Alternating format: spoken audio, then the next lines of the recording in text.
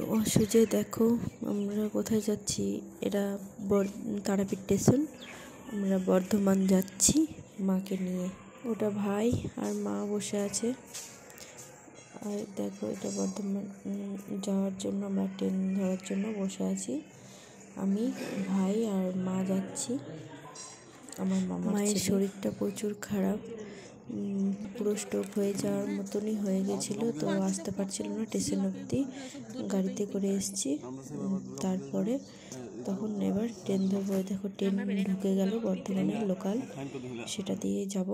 তারপর মাকে বর্ধমানে যে ডাক্তারকে স্পেশাল দেখায় মা, সে দেখার জন্য বেরিয়ে পড়লাম। দেখো ট্রেনে উঠে পড়েছি আমরা। ট্রেন চলছে, রাস্তার সুন্দরগুলো খুব সুন্দর লাগে। রাস্তায় যেতে যেতে যে সিনগুলো খুব সুন্দর লাগে, তাই একটু তুলে নিলাম। কী করবো, 3 ঘন্টা পুরো বসেছিলাম, ভালো লাগছিল না। মায়ের শরীরটাও খারাপ প্রচণ্ড।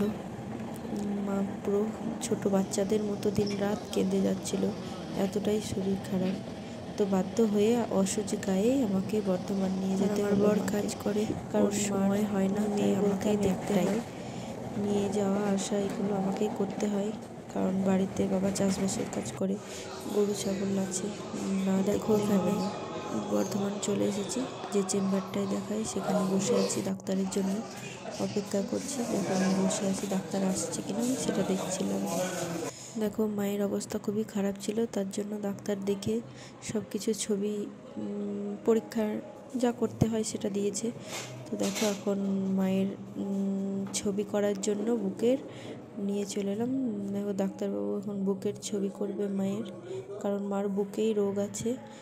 ফুসফুসিতে ফুটো ছিদ্র একটা আছে, তো খুব মায়ের কষ্ট হয়, অনেক দিন ধরেই আছে রোগটা।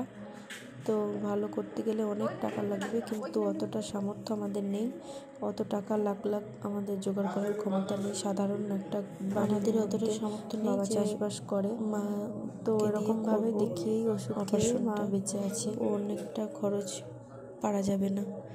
তো তোমরা যদি সহযোগিতা করো তবে এইভাবে মার চিকিৎসা চালিয়ে যতদিন পারি বাঁচিয়ে রাখতে পারবো।